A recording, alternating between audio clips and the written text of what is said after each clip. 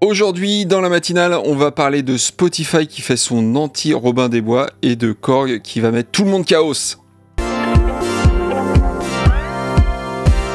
Et oui, bienvenue dans cette 125e matinale que je tourne en live sur Twitch et YouTube les jeudis à 12h30. Donc venez si ça vous intéresse. Et puis sinon, elle est diffusée comme d'habitude sur YouTube tous les vendredis à 7h du matin. C'est pour ça que ça s'appelle la matinale. Et puis, laissez-moi vous parler aussi du sponsor de l'émission. Voilà, avant de commencer les news. Laissez-moi vous parler du sponsor qui n'est autre que le magasin Thomann. Et le magasin Thomann, écoutez, en ce moment, il a des petits promos sympas, surtout si vous êtes guitariste. Regardez, il y a moins 30% sur pas mal de guitares PRS. Voilà, vous avez toute la liste ici, donc vous pouvez aller voir sur le site. Donc il me semble, d'après ce qu'on m'a dit, il y a moins 30%, ce qui est quand même pas si mal. Et si vous êtes plutôt guitariste acoustique et que vous êtes fan de Ed Sheeran, eh ben les Loden sont aussi beaucoup moins chers parce qu'elles sont autour de 400 euros, voilà, 450 euros, au lieu de plus de 700. Donc pas mal, une belle remise aussi, donc 2 guitares acoustiques, voilà. À la Ed Sheeran, donc je crois qu'il aime bien les petites guitares, Ed Sheeran, il me semble. Hein. Il me semble que c'est ça. Donc voilà, pour ce qui est des promos Thomann, et puis je vous propose du coup de commencer par la première news. Et donc, la première news, on commence fort cette matinale avec une annonce toute fraîche provenant des Japonais de Korg avec le Chaos Replay, un processeur multi-effet dynamique et sampler stéréo. Et oui, rien que ça. L'une des principales caractéristiques est de proposer donc un grand écran LCD tactile permettant de déclencher et de moduler les paramètres des effets en temps réel. Pour la partie sampler, on a juste en dessous 16 pads sensibles à la vélocité qui permettront de sampler et de déclencher des sons. Côté connectique, on a une entrée phono avec un gain ajustable afin de sampler directement votre platine vinyle. Et oui, les sampleurs, ils aiment bien sampler les vieux vinyles de papa, et de maman aussi d'ailleurs. Mais aussi, il y a une prise USB-C pour se connecter à votre ordinateur. Une entrée micro avec des effets associés pour la voix, un vocodeur notamment. Mais attention, il n'y a pas d'alimentation photome, donc on pourrait brancher que des micros dynamiques. L'outil propose aussi des crossfaders qui permettront de faire plein de choses, comme faire des transitions entre plusieurs samples, et vous pourrez aussi utiliser les 128 effets inclus avec notamment des filtres, des distorsions, des loopers, des délais, des reverbs et autres. 12 programmes permettront de sauver vos effets avec leurs paramètres et de les rappeler à chaque instant comme ça, pof, et on pourra aussi synchroniser la bête avec un signal MIDI externe provenant soit de votre ordinateur, soit d'un autre appareil. Pour la partie sampler, on pourra assigner les samples à des pads, ajuster leur longueur, les mettre en boucle ou en one shot, et évidemment on pourra faire du resampling, c'est-à-dire réenregistrer les sons en imprimant les effets, et même plusieurs fois d'affilée si ça vous chante, voilà, si c'est ce que vous aimez, pourquoi pas. Pour terminer, sachez que le Chaos Replay pourra aussi être utilisé comme contrôleur MIDI. Je trouve ça intéressant. Et le prix annoncé est de 1099 € et il sera disponible en janvier prochain. Voilà, dites-moi dans les commentaires si c'est le genre d'appareil qui vous intéresse. Et puis on passe à la suite en attendant. Et on continue chez les Américains d'Universal Audio avec pas mal d'annonces assez plaisantes, notamment l'arrivée du format VST3 sur tout le catalogue de plugins avec, dans la foulée, un nouveau navigateur de presets, une fonction AB pour faire du avant-après et une compatibilité avec le dernier OS d'Apple, Sonoma. Mais ce n'est pas tout, vous le voyez en ce moment même dans la vidéo, on voit aussi débarquer un nouveau plugin uniquement disponible en natif. Est-ce qu'il y aura des nouveaux plugins ? On va voir aussi pour les plateformes UAD, on va voir que ça arrive aussi.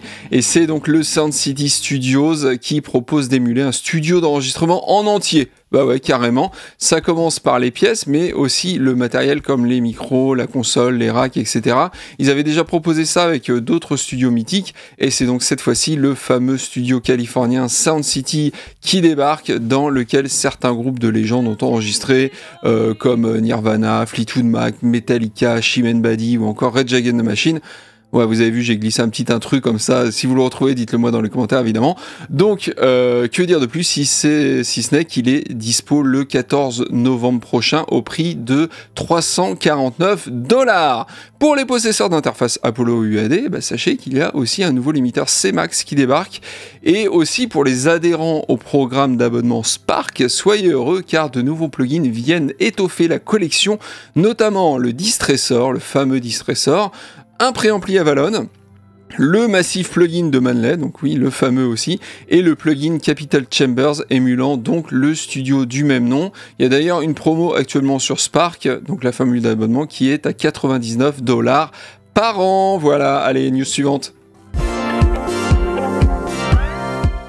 Et donc on reste aux États-Unis, mais on part du côté de la guitare avec Line 6 qui a mis à jour son PodGo en version 2.0. Et on peut dire qu'ils y sont pas allés avec le dos de la main morte. Déjà, on commence par un tout nouveau moteur de simulation d'enceinte et micro. Et rien que ça, bah, on connaît l'importance que ça a côté son.